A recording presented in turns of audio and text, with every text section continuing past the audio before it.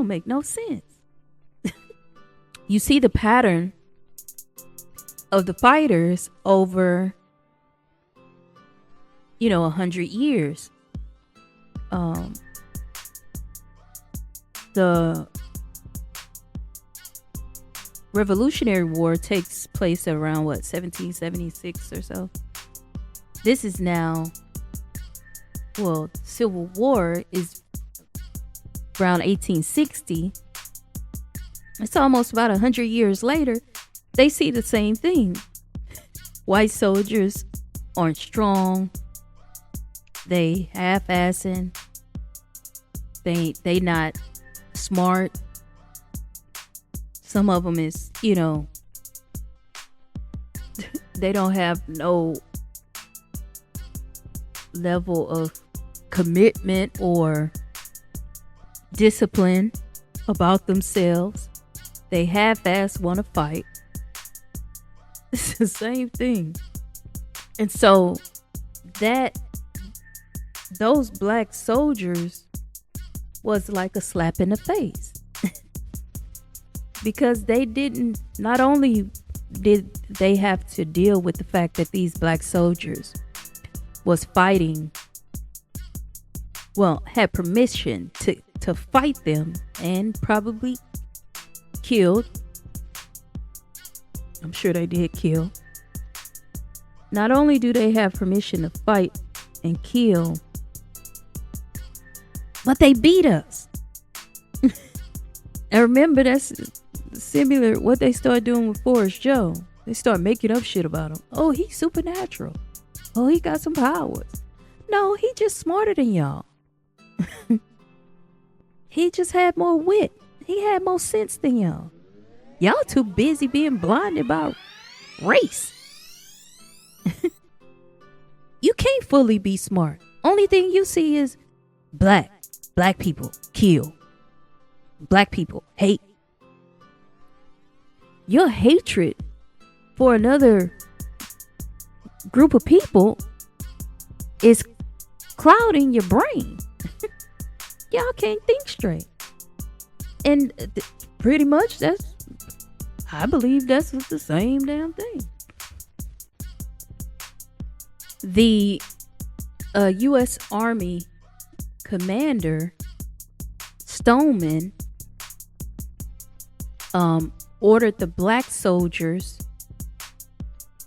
back to Fort Pickering, and that's just outside Memphis.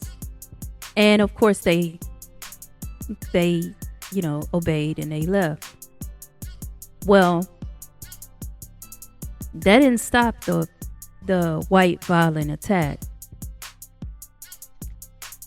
The violence just spread. Now, instead of them warring with black Union soldiers, they just started going after civilians. And this, of course, what the white mobs included, police officers, civilians. What did they do? Indiscriminately attacked black residents. Yep. They burnt homes, schools, churches, assaulted and murdered people with impunity. You had a problem with the black Union soldiers, so we sent them out. You still won't calm that shit down. You still amping it up to the point you start going after just normal civilians. Now, of course, remember, this included Memphis police officers and firemen, right? Guess what they did?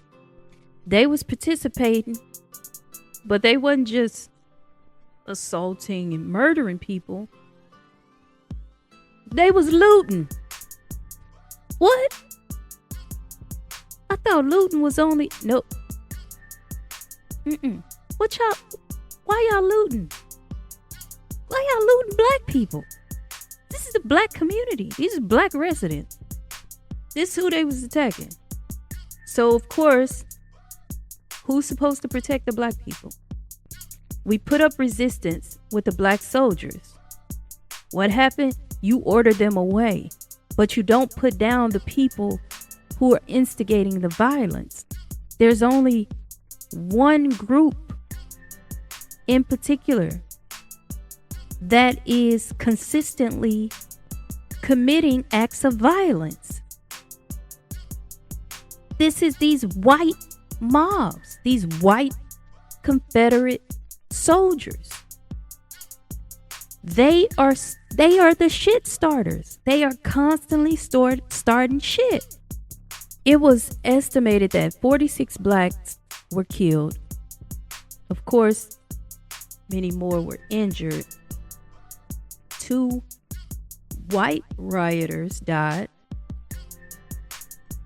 Nearly 100 homes, 12 schools, 4 churches were destroyed. Why? Because these white, violent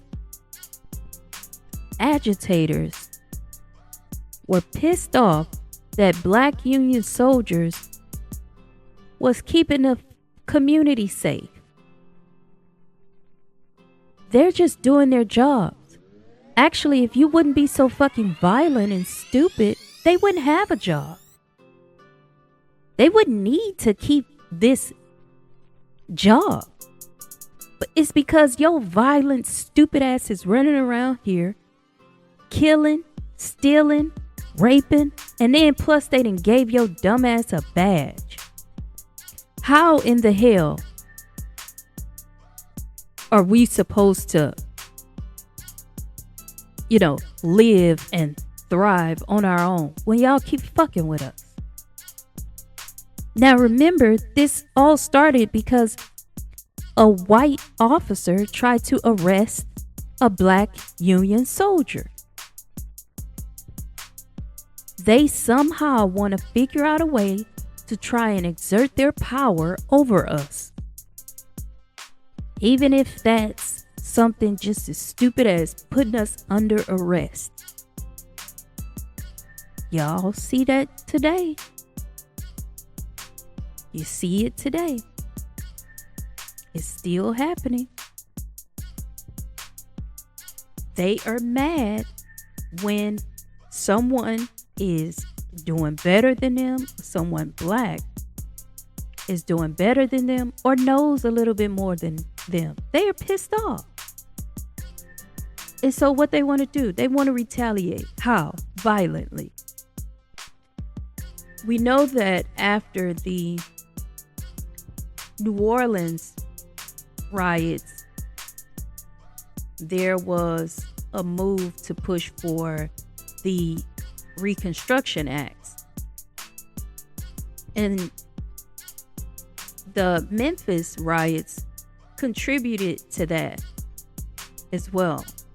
So within a month, a congressional committee came to investigate. The investigation and interviews were thorough, but the report was controlled by radical Republicans in Congress, because remember, this is in May, and the elections weren't until November of that year. So, of course, we know the violence continued for at least 3 days. It stretched into the second day because, here's another pattern. The Memphis mayor, John Park, refused to request state or federal assistance. Again, I'm pretty sure he was a ex-Confederate. So on the afternoon of the third day, the general who sent the black troops to Fort Pickering, he declared martial law and sent black and white troops in the city to reestablish order. And I'm guessing that, worked a little on some level, because it ended on the third day. Now, within a month, a congressional committee arrived to investigate the riot. The report was controlled by radical Republicans in Congress, and it was used to gain support for Reconstruction policies. The report increased the rapid endorsement of the 14th Amendment to the Constitution. And of course, that was making all ex-slaves citizens, and then increasing the Republican majority in November. So, and we know that from the New Orleans massacre that the Republicans eventually took over Congress in November. Now, the purpose of the report was to show how vulnerable Southern blacks were immediately after the Civil War. But the report targeted Irish Southerners as their major threat, as opposed to white Southerners in general. So they blamed this on the Irish instead of just the whites. This is just the white Confederates. Y'all know who this was. Remember, this is them again allowing the shit to continue, giving it an okay. The report blamed the Irish police force of Memphis, as well as the Black Irish competition for manual labor jobs for the quote-unquote tensions. It essentially ignored the non-whites who participated in the riots and the role of the black soldiers who before the fighting had been given the responsibility for patrolling the city. The white people was mad that the black soldiers had the authority. It was just that simple. So they gonna blame the Black Irish competition for manual job labor, for manual labor jobs, but just ignored the fact that it was not just Irish people fighting for these jobs, but it was white people fighting for these jobs.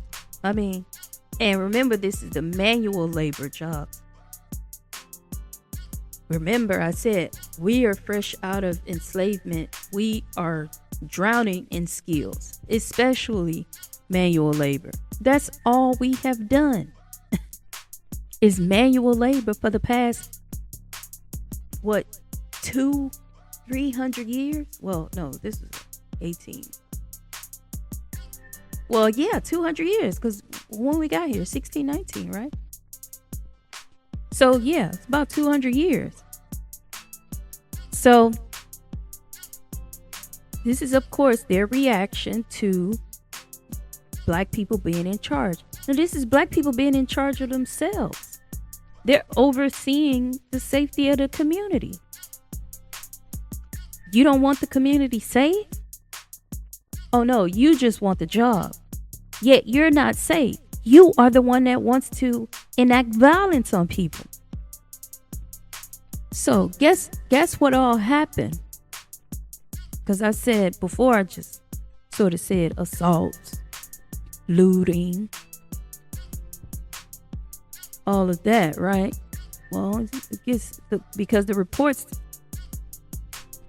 uncovered a little bit more,